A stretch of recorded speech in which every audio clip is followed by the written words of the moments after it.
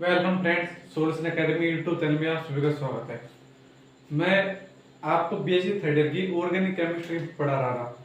उसमें हमारा टॉपिक चल रहा था यूनिट नंबर 5, जिसमें सिंथेटिक पॉलीमर कंप्लीट हो चुका है और हमारा टॉपिक था ऑर्गेनोसल्फर कंपाउंड के बारे में। ऑर्गेनोसल्फर कंपाउंड में मैंने प्रीवियस वीडियो में आपको क्या पढ़ाया था? मैंने प्रीवियस वीडियो में आपको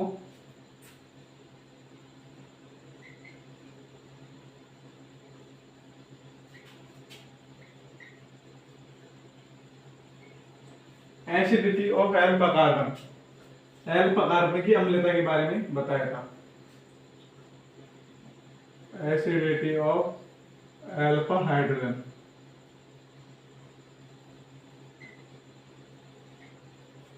अगर आपने अभी तक हमारे इस टॉपिक की वीडियो नहीं देखी है तो हमारे चैनल की प्लेलिस्ट में जाइए, वहां पर आपको यह टॉपिक की वीडियो मिल जाएगी। तो देखिए, आज का हमारा टॉपिक है diethyl malonate.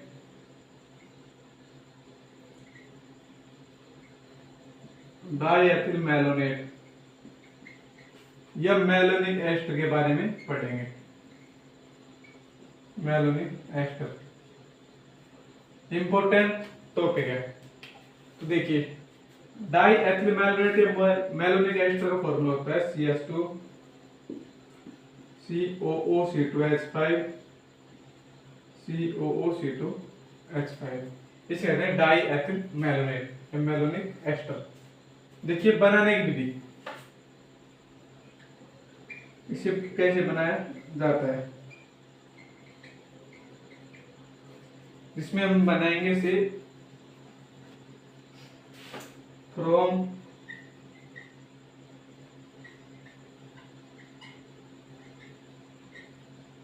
Acetic acid, acetic अम्ल के से बनाएंगे। तो देखिए,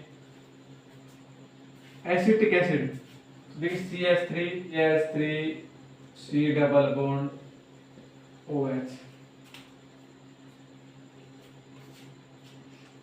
इसी क्रिया कराएंगे हम Cl2 के साथ। तो देखिए, यहां से प्राप्त होगा हमें CH2 Cl C double bond OH। फिर इसी क्रिया कराएंगे हमने K2CO3 के साथ। यहां से प्राप्त होगा हमें CH2 Cl C double bond O। बाद बाकी के प्रोडक्ट मुक्त हो जाएगा। देखिए, यहाँ इसकी क्रिया करवाएंगे हम पोटेशियम साइनाइड से। पोटेशियम साइनाइड की क्रिया करवाएंगे, यहाँ से Cl और यहाँ से K मुक्त हो जाएगा। तो प्राप्त होगा हमें CH2 Cl C double bond O K। अब देखिए, इसका हम ज्यादा अपघटन करवा देंगे H प्लस OH माइनस के साथ। तो देखिए, यहाँ से क्या प्राप्त होगा, यहाँ से हमें प्राप्त होगा CH2 COOH COOH। इन सभी का दल अपघटन कर दिया जाएगा। तो जब इसके कराएंगे C2H5OH के दो अणुओं के साथ, तो यहाँ से हमें प्राप्त हो जाएगा डाईएथिल मैलोनेट या मैलोनिक एस्टर का निर्माण हो जाएगा।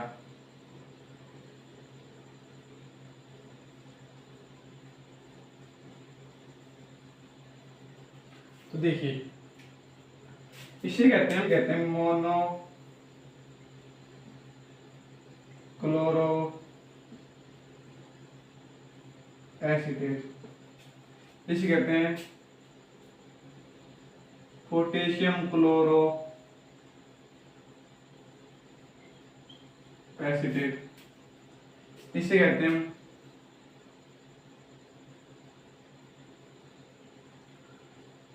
पोटेशियम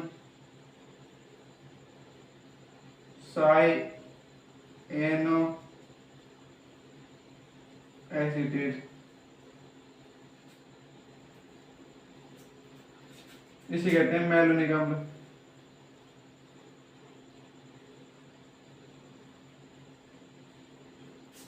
इसे कहते हैं डाईएथिल मैलोनेट या मैलोनिक एस्टर। तो इस प्रकार हम मैलोनिक अम्ल का निर्माण कर सकते हैं। कैसे? सबसे पहले हमने एसिटिक अम्ल की क्रिया करवाई Cl2 के साथ, क्लोरीन के साथ, वहां से प्राप्त हो गए मोनोक्लोरो एसीटेट, ये प्राप्त हो गया। इसी क्रिया में हमने K2CH3 के साथ, यहाँ से देखिए, यहाँ से K इसकी सतह अटैच हो जाएगा और H के KSCO3 मुक्त हो जाएगा। अब देखिए यहाँ पे क्रिया करवाई हमने पोटेशियम साइनाइड के साथ, यहाँ से प्राप्त होगा पोटेशियम साइनो एसीटेट। अब देखिए इसकी क्रिया हम जल अपघटन करवा देंगे, तो यहाँ से हमें प्राप्त होगा मैलोनिक अम्ल, और जब इसकी क्रिया करवाएंगे C2H5OH के दो अणुओं के साथ, तो वहां से भी मैलोनिक एस्टर का निर्माण हो जाएगा। अब देखिए इसकी रासायनिक अभिक्रिया, रासायनिक गुण,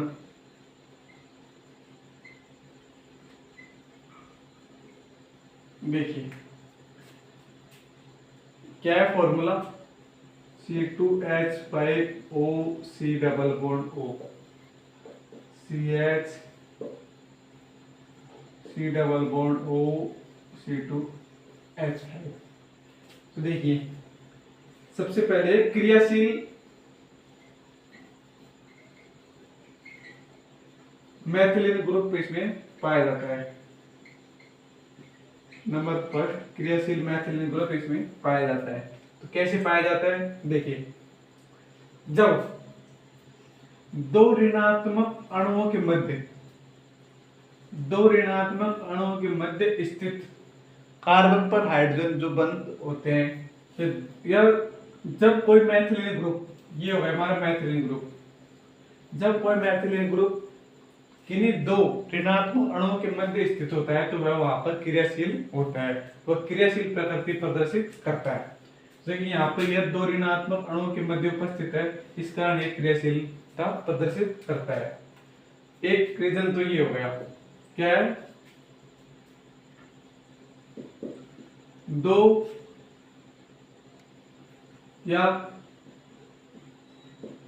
जब मैथिलीन समूह दो ऋणात्मक अणुओं के मध्य उपस्थित होता है, तो वह क्रियाशील होता है।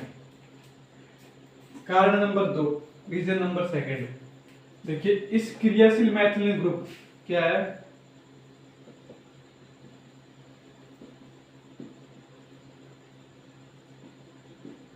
क्रियाशील मैथिलीन समूह के हाइड्रोजन परमाणु सोडियम धातु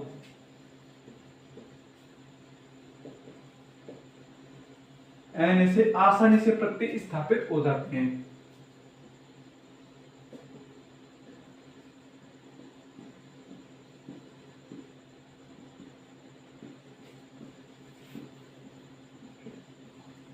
आसानी से प्रतिस्थापित हो जाते हैं। क्यों हो जाते हैं, क्योंकि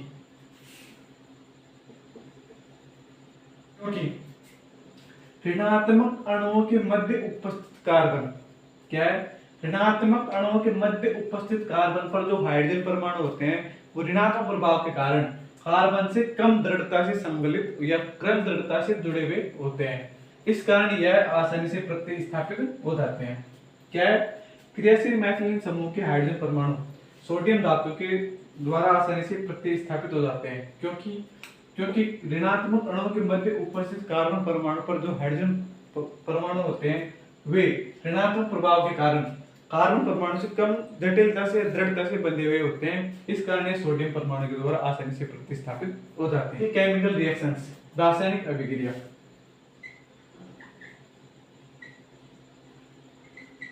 केमिकल रिएक्शंस। तो सबसे पहले निर्माण करेंगे हम मैलोनिक एस्टर का निर्माण।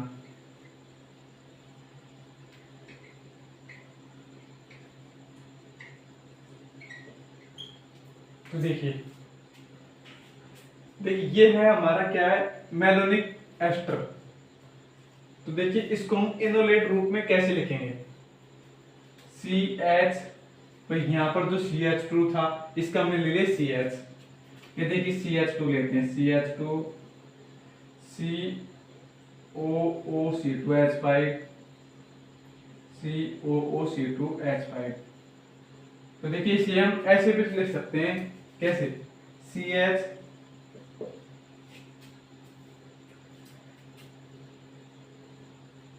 COOH2H5। कैसे भाई, जो ये हाइड्रोजन था वो यहाँ पर आके अटैच हो गया, तो ये तो हो गया ऊपर शिफ्ट, ये COH यहाँ पर अटैच हो गया, तो यह बंद यहाँ, जो ये हाइड्रोजन था यहाँ पर अटैच हो गया, तो यह बंद यहाँ पर शिफ्ट हो जाएगा और प्राप्त हो हमें C double bond O OC2H5। ये है हमारा सोडियो malonic ester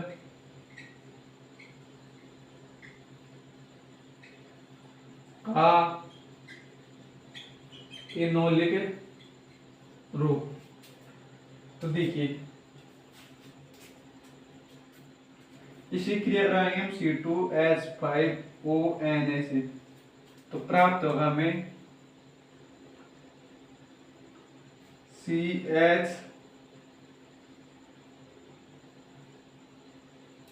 double bond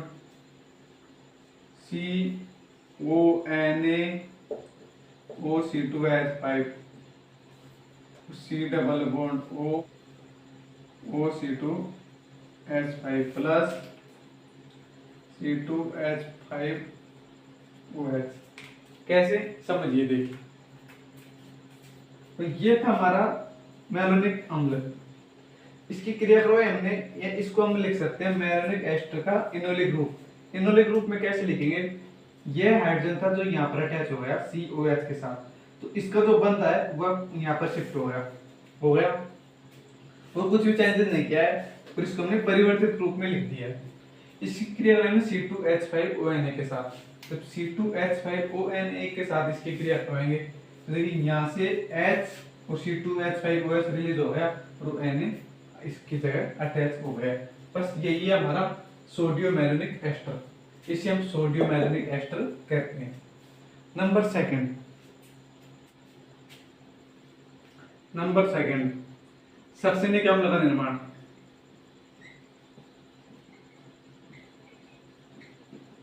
succinic अम्ल का निर्माण देखिए क्या था formula, CH2 COOC2H5 COOC2H5।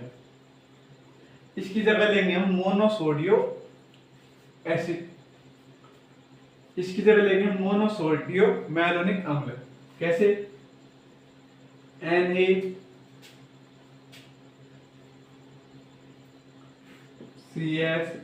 COOC2H5 का होल ट्वाइस,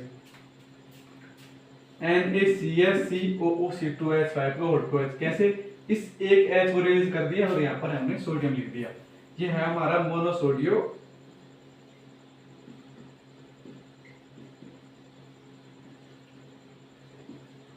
मैलोनिक अम्ल के दो अणुओं की विक्रिया करवाएंगे, NaCH COOC2H5 का होल ट्वाइस, किसके साथ, I2 के साथ क्रिया करवाएंगे, आयोडीन के साथ। यहाँ से भी प्राप्त होगा CH COOC2H5 का होल ट्वाइस COOC2H5 का whole twice. Ethane tetra carboxylate. अब देखिए इसका हमने करवाया जल अपघटन, H2O जल अपघटन, तो यहां से प्राप्त होगा हमें CH COOH CH COOH COOH। देखिए यहाँ से CO2 मुक्त हो जाएगी, प्राप्त होगा हमें CH2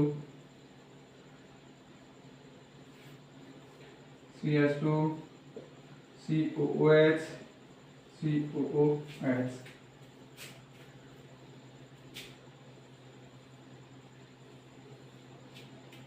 तो हमें सक्सेनिक अम्ल का निर्माण हो जाएगा। इसे कहते हैं हम सक्सेनिक अम्ल।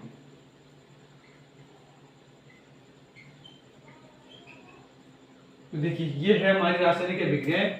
नंबर फर्स्ट थी हमारी सोडियम मैलोनिक एस्टर का निर्माण, नंबर सेकंड है सक्सेनिक अम्ल का निर्माण, नंबर थर्ड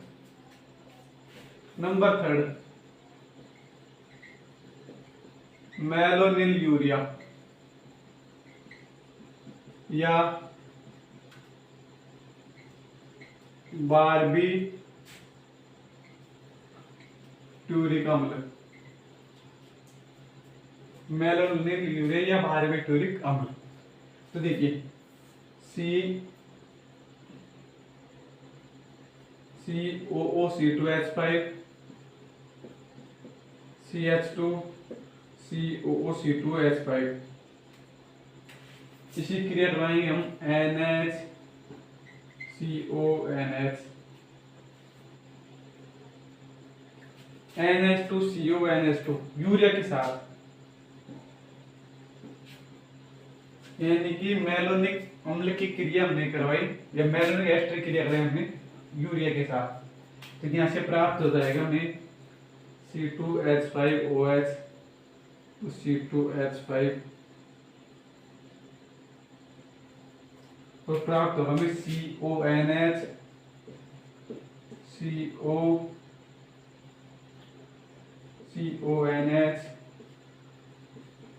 CO अब H5OH, इसे कहते हैं मैलोनिल यूरिया। क्या है? मैलोनिल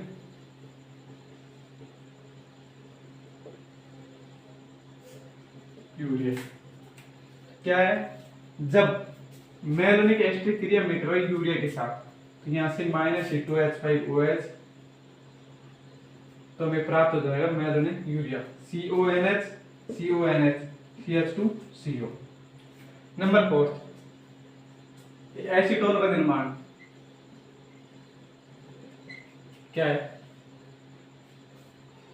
CH2 COOC2H5 COOC2H5 की क्रिया करवाएंगे हम सोडियम धातु के साथ। यहां से प्राप्त हो जाएगा हमें CHNA COOC2H5 COOC2H5, इसकी क्रिया करवाएंगे हम LCOCH3 के साथ, ClCOCH3 के साथ, मैथिल कार्बोनिल क्लोराइड के साथ। देखिए यहां से NaCl मुक्त हो जाएगा और प्राप्त हो जाएगा हमें 3COCH COOC2H5 COOC2H5, ये प्राप्त हो गया। इसका हमने कराया जल अपघटन H+OH- के साथ, तो प्राप्त हो जाएगा हमें CH3 COCH COOH COOH। जल अपघटन करवा दिया तो हमें ये प्राप्त होगा। अब देखिए यहां से हमने -CO2 यानी इसको गर्म कर दिया, तो प्राप्त हो जाएगा हमें CH3 COCH3। यहाँ से यह मुक्त हो जाएगा, यहाँ से यह मुक्त हो जाएगा। तो इस प्रकार हम एसीटोन का निर्माण कर सकते हैं। क्या है? जब मैलोनिक एस्टर क्रिया कराई हमने सोडियम धातु के साथ, तब हमें यह प्राप्त हुआ। जब इसकी क्रिया कराई हमने मैथिल कार्बोनिल क्लोराइड के साथ, जैसे NaCl मुक्त हो गया और प्राप्त हो गया हमें यह। इसके हमने जल अपघटन करवा दिया, यहाँ से हमें यह उत्पाद प्राप्त हुआ। और जब इसके हमने -CO2 टेम्परेचर में इसकी क्रिया करवाई, तो यहाँ से हमें एसीटोन का निर्माण हो गया। दोस्तों यह है क्रिया विधि सहित। आपको एग्जाम में ऐसे ही लिख के आनी है। आपको सिर्फ स्टेप याद रखने हैं कि स्टेप वाइज कैसे कैसे अभिक्रिया होगी। बिल्कुल आसान अभिक्रिया है। Number 5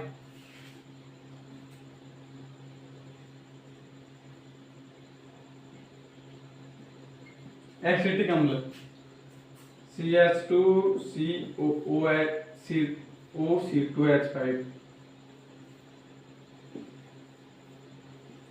COOC2H5।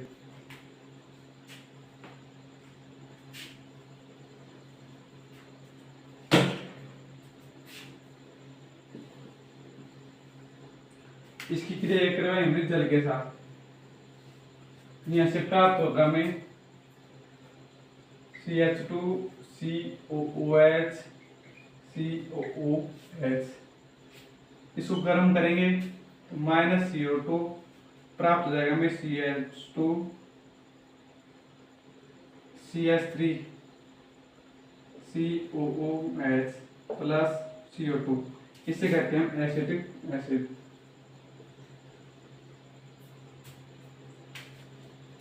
तो देखिए दोस्तों, ये थी हमारी रासायनिक अभिक्रियाएं, इसकी मेलोनिक एस्टर की अभिक्रियाएं तथा उसकी प्रिपरेशन। दोस्तों एक टॉपिक में हमारा ये एक वीडियो में हमारा ये टॉपिक कंप्लीट हो चुका है। इसकी कुछ रिएक्शंस है जो आपको आनी चाहिए, जो इंपॉर्टेंट अभिक्रियाएं आपको एग्जाम में अगर क्वेश्चन आता है तो आपको ऐसे ही लिखकर आनी है। इसकी कोई हिंदी नहीं होती है कि आप मैं हिंदी लिखा दो, आपको ऐसे, क्योंकि आप बीएससी थर्ड ईयर के स्टूडेंट हो तो आपको वहां पर हिंदी लिखो या ना लिखो, आपको हिंदी की कोई नंबर नहीं देगा। अगर आपने रिएक्शन सही लिखी है तो आपके पूरे नंबर आएंगे, आपका एक भी नंबर कटने के चांसेस नहीं है। दोस्तों आशा करता हूँ कि यह वीडियो आपको अच्छी लगी होगी और यह आपकी स्टडी में हेल्पफुल रही होगी। अगर यह वीडियो आपको पसंद आई है तो इस वीडियो को लाइक करें और हमारे चैनल को सब्सक्राइब करें। दोस्तों अगर आपको हमारे इस वीडियो में पढ़ाए हुए किसी कंटेंट में कोई भी प्रॉब्लम हो या कोई भी बात हो जो आपको अच्छी नहीं लगी तो आप हमें कमेंट सेक्शन में कमेंट करके बताइए, मैं मेरी उस कमी को सुधारने की पूरी कोशिश करूंगा। थैंक यू दोस्तों, वेलकम।